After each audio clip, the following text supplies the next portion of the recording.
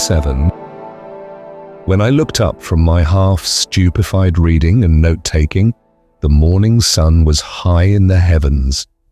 The electric bulb was still burning, but such things of the real world, the modern outer world, were far from my whirling brain. I knew I was in my room at Clyde Compton's at Bingor, but upon what monstrous vista had I stumbled? Was this thing a hoax, or a chronicle of madness? If a hoax, was it a jest of the 16th century, or of today? The manuscript's age looked appallingly genuine to my not wholly unpracticed eyes, and the problem presented by the strange metal cylinder I dared not even think about. Moreover, what a monstrously exact explanation it gave of all the baffling phenomena of the Mound, of the seemingly meaningless and paradoxical actions of diurnal and nocturnal ghosts, and of the queer cases of madness and disappearance. It was even an accursedly plausible explanation, evilly consistent. If one could adopt the incredible, it must be a shocking hoax devised by someone who knew all the lore of the Mound. There was even a hint of social satire in the account of that unbelievable nether world of horror and decay. Surely this was the clever forgery of some learned cynic, something like the leaden crosses in New Mexico, which a jester once planted and pretended to discover as a relic of some forgotten Dark Age colony from Europe. Upon going down to breakfast, I hardly knew what to tell Compton and his mother, as well as the curious callers who had already begun to arrive.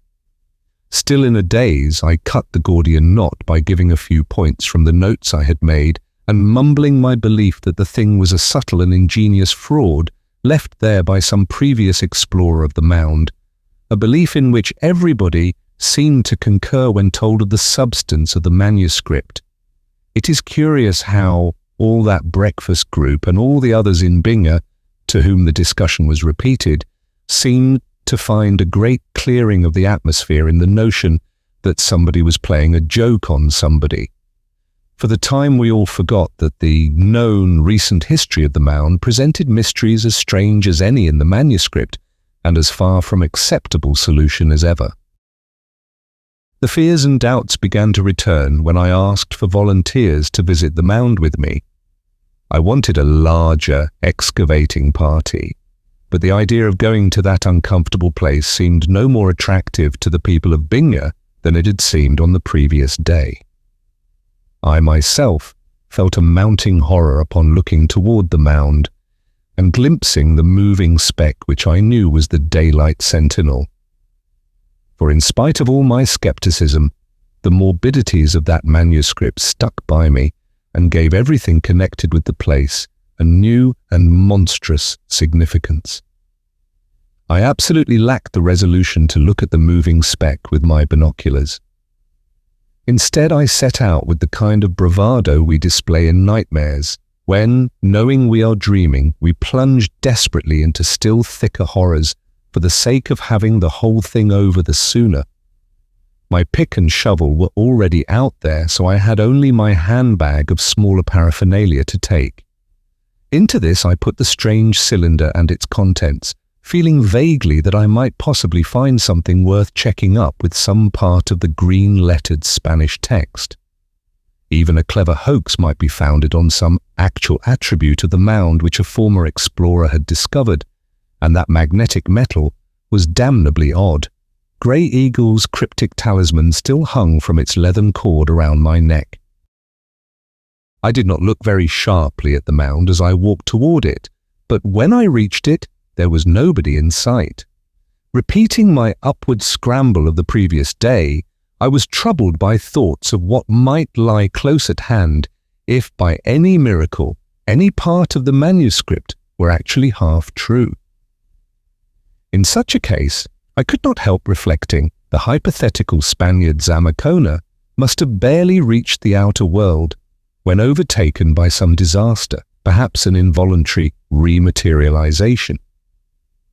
He would naturally, in that event, have been seized by whichever sentry happened to be on duty at the time, either the discredited freeman or, as a matter of supreme irony, the very Taylor Yub who had planned and aided his first attempt at escape, and in the ensuing struggle the cylinder with the manuscript might well have been dropped on the Mound's summit, to be neglected and gradually buried for nearly 4 centuries.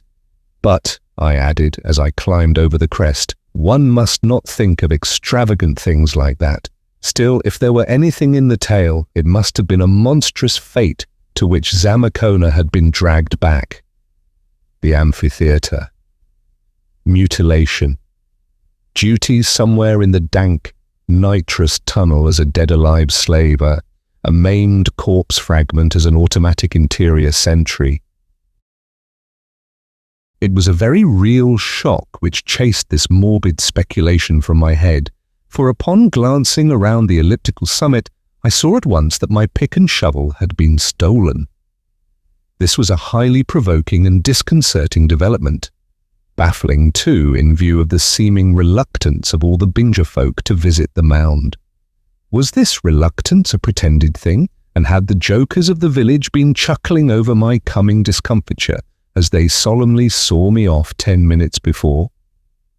I took out my binoculars and scanned the gaping crowd at the edge of the village. No, they did not seem to be looking for any comic climax, yet was not the whole affair at bottom a colossal joke in which all the villagers and reservation people were concerned, legends, manuscript, cylinder and all? I thought of how I had seen the sentry from a distance, and then found him unaccountably vanished.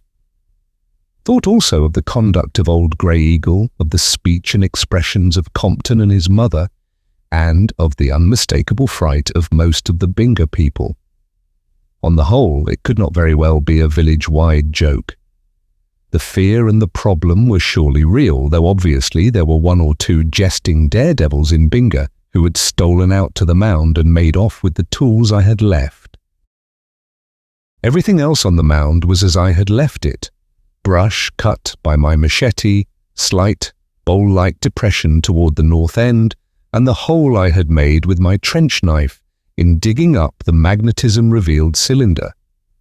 Deeming it too great a concession to the unknown jokers to return to Binger for another pick and shovel, I resolved to carry out my program as best I could with the machete and trench knife in my handbag. So, extracting these, I set to work excavating the bowl-like depression, which my eye had picked as the possible site of a former entrance to the Mound. As I proceeded, I felt again the suggestion of a sudden wind blowing against me, which I had noticed the day before, a suggestion which seemed stronger and still more reminiscent of unseen, formless, opposing hands laid on my wrists as I cut deeper and deeper through the root-tangled red soil and reached the exotic black loam beneath. The talisman around my neck appeared to twitch oddly in the breeze, not in any one direction as when attracted by the buried cylinder, but vaguely and diffusely, in a manner wholly unaccountable. Then, quite without warning, the black, root-woven earth beneath my feet began to sink, cracklingly, while I heard a faint sound of sifting, falling matter far below me. The obstructing wind, or forces, or hands, now seemed to be operating from the very seat of the sinking, and I felt that they aided me by pushing as I leapt back out of the hole to avoid being involved in any cave-in. Bending down over the brink and hacking at the mould-caked root tangle with my machete, I felt that they were against me again, but at no time were they strong enough to stop my work. The more roots I severed, the more falling matter I heard below. Finally, the hole began to deepen of itself toward the center, and I saw that the earth was sifting down into some large cavity beneath, so as to leave a good-sized aperture when the roots that had bound it were gone. A few more hacks of the machete did the trick, and with a parting cave-in and uprush of curiously chill and alien air, the last barrier gave way. Under the morning sun yawned a huge opening at least 3 feet square, and showing the top of a flight of stone steps, down which the loose earth of the collapse was still sliding. My quest had come to something at last.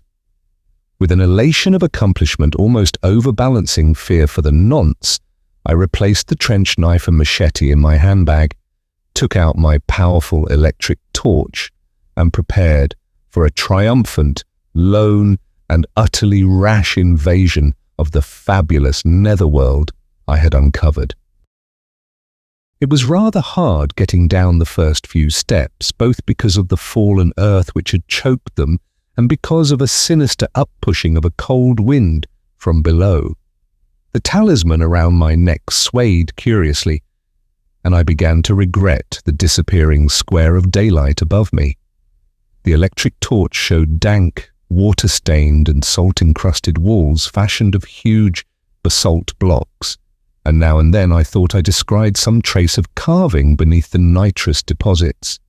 I gripped my handbag more tightly and was glad of the comforting weight of the sheriff's heavy revolver in my right-hand coat pocket.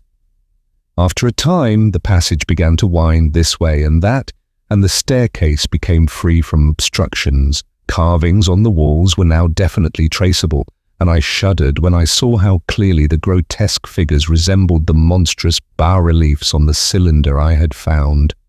Winds and forces continued to blow malevolently against me, and at one or two bends I half fancied the torch gave glimpses of thin, transparent shapes, not unlike the sentinel on the mound as my binoculars had showed him.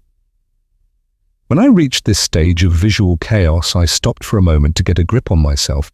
It would not do to let my nerves get the better of me at the very outset of what would surely be a trying experience and the most important archaeological feat of my career. But I wished I had not stopped at just that place, for the act fixed my attention on something profoundly disturbing. It was only a small object lying close to the wall on one of the steps below me, but that object was such as to put my reason to a severe test and bring up a line of the most alarming speculations. That the opening above me had been closed against all material forms for generations was utterly obvious from the growth of shrub roots and accumulation of drifting soil. Yet the object before me was most distinctly not many generations old, for it was an electric torch much like the one I now carried, warped and encrusted in the tomb-like dampness, but nonetheless perfectly unmistakable. I descended a few steps and picked it up, wiping off the evil deposits on my rough coat. One of the nickel bands bore an engraved name and address, and I recognized it with a start the moment I made it out. It read, Jas C. Williams, 17 Trowbridge Street, Cambridge, Massachusetts, and I knew that it had belonged to one of the two daring college instructors who had disappeared on June 28, 1915, only 13 years ago, and yet I had just broken through the sod of centuries.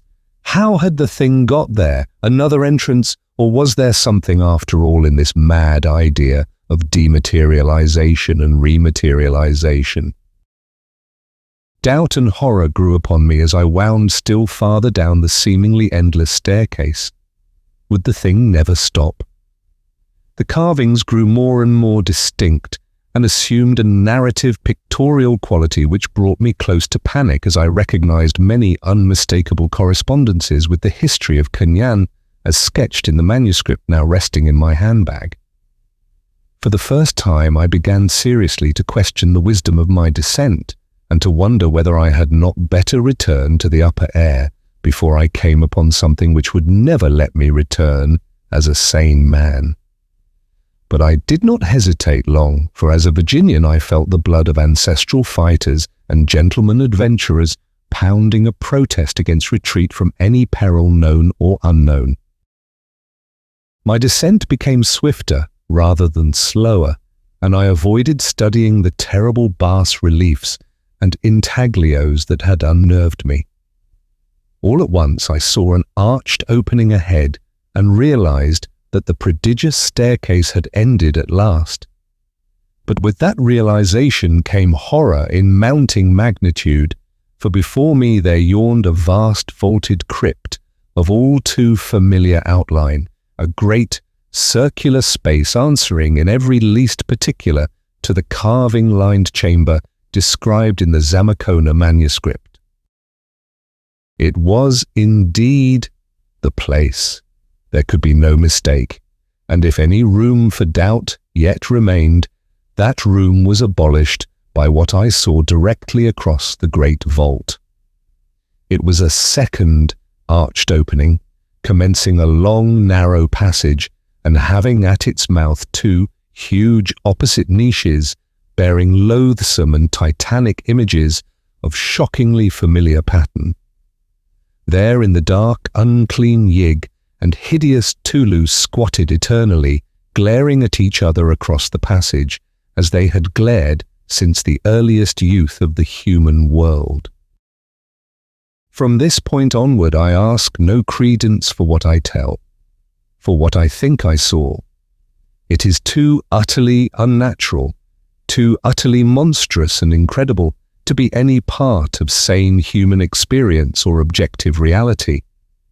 My torch, though casting a powerful beam ahead, naturally could not furnish any general illumination of the Cyclopean crypt, so I now began moving it about to explore the giant walls little by little. As I did so, I saw to my horror that the space was by no means vacant, but was instead littered with odd furniture and utensils and heaps of packages which bespoke a populous recent occupancy, no nitrous relics of the past, but queerly shaped objects and supplies in modern, everyday use. As my torch rested on each article or group of articles, however, the distinctness of the outlines soon began to grow blurred, until in the end I could scarcely tell whether the things belonged to the realm of matter or to the realm of spirit. All this while the adverse winds blew against me with increasing fury, and the unseen hands plucked malevolently at me and snatched at the strange magnetic talisman I wore. Wild conceits surged through my mind. I thought of the manuscript and what it said about the garrison stationed in this place, 12 dead slave Yumbi and 6 living but partly dematerialized free men. That was in 1545, 383 years ago. What since then? Zamacona had predicted change, subtle disintegration, more dematerialization. Weaker and weaker. Was it Grey Eagle's talisman that held them at bay, their sacred Cthulhu metal, and were they feebly trying to pluck it off so that they might do to me what they had done to those who had come before? It occurred to me with shuddering force that I was building my speculations out of a full belief in the Zamacona manuscript. This must not be. I must get a grip on myself. But curse it, every time I tried to get a grip, I saw some fresh sight to shatter my poise still further. This time, just as my willpower was driving the half-seen paraphernalia into obscurity, my glance and torch beam had to light on two things of very different nature, two things of the eminently real and sane world. Yet they did more to unseat my shaky reason than anything I had seen before, because I knew what they were, and knew how profoundly, in the course of nature, they ought not to be there. They were my own missing pick and shovel, side by side, and leaning neatly against the blasphemously carved wall of that hellish crypt. God in heaven, and I had babbled to myself about daring jokers from Binja. That was the last straw. After that, the cursed hypnotism of the manuscript got at me, and I actually saw the half-transparent shapes of the things that were pushing and plucking, those leprous, Paleogean things with something of humanity still clinging to them, the complete forms, and the forms that were morbidly and perversely incomplete. All these, and hideous other entities, the 4-footed blasphemies with ape-like face and projecting horn, and not a sound so far in all that nitrous hell of inner earth. Then there was a sound, a flopping, a padding, a dull advancing sound which heralded beyond question a being as structurally material as the pickaxe and the shovel, something wholly unlike the shadow shapes that ringed me in, yet equally remote from any sort of life as life is understood on the earth's wholesome surface. My shattered brain tried to prepare me for what was coming, but could not frame any adequate image. I could only say over and over again to myself, "It is of the abyss, but it is not dematerialized." The padding grew more distinct, and from the mechanical cast of the tread, I knew it was a dead thing that stalked in the darkness. Then, oh God, I saw it in the full beam of my torch, saw it framed like a sentinel in the narrow passage between the nightmare idols of the serpent Yig and the octopus Cthulhu. Let me collect myself enough to hint at what I saw, to explain why I dropped torch and handbag and fled empty-handed in the utter blackness, wrapped in a merciful unconsciousness which did not wear off until the sun and the distant yelling and the shouting from the village roused me as I lay gasping on the top of the accursed mound. I do not yet know what guided me again to the earth's surface. I only know that the watchers in Binga saw me stagger up into sight 3 hours after I had vanished, saw me lurch up and fall flat on the ground as if struck by a bullet. None of them dared to come out and help me, but they knew I must be in a bad state, so tried to rouse me as best they could by yelling in chorus and firing off revolvers. It worked in the end, and when I came to, I almost rolled down the side of the mound in my eagerness to get away from that black aperture which still yawned open. My torch and tools and the handbag with the manuscript were all down there, but it is easy to see why neither I nor anyone else ever went after them. When I staggered across the plain and into the village, I dared not tell what I had seen. I only muttered vague things about carvings and statues and snakes and shaken nerves, and I did not faint again until somebody mentioned that the ghost sentinel had reappeared about the time I had staggered halfway back to town. I left Binga that evening and have never been there since, though they tell me the ghosts still appear on the mound as usual. But I have resolved to hint here at last what I dared not hint to the people of Binga on that terrible August afternoon. I don't know yet just how I can go about it, and if in the end you think my reticence strange, just remember that to imagine such a horror is one thing, but to see it is another thing. I saw it. I think you'll recall my sighting early in this tale. The case of a bright young man named Heaton who went out to that mound one day in 1891 and came back at night as the village idiot, babbling for 8 years about horrors and then dying in an epileptic fit. What he used to keep moaning was that white man. Oh my God, what they did to him. Well, I saw the same thing that poor Heaton saw, and I saw it after reading the manuscript, so I know more of its history than he did. That makes it worse, for I know all that it implies, all that must be still brooding and festering and waiting down there. I told you it had padded mechanically toward me out of the narrow passage and had stood sentry-like at the entrance between the frightful idola of Yig and Cthulhu. That was very natural and inevitable, because the thing was a sentry.